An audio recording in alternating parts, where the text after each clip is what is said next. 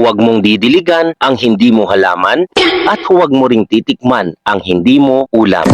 A day in my life as a teacher and also a farmer living in San Francisco. And welcome to my mini vlog. Shout out nga po pala kay Fred's Kabage Mix Vlog, gayon din kay Roslyn Arsenal Moransil ng Mag-asawang Bato, Barangay Nasalaan. Magluluto naman po tayo ngayon guys ng munggo na hahaluan natin ng pata ng elepante.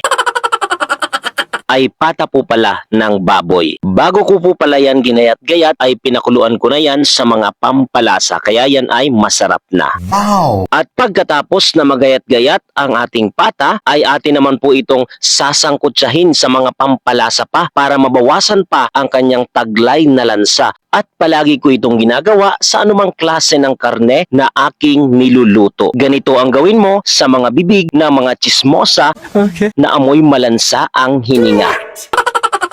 At pagkatapos ay halu-haluin mo lang yan at balibaliktarin katulad ng ginagawa sa iyo ng mga mapagsamantalang tao.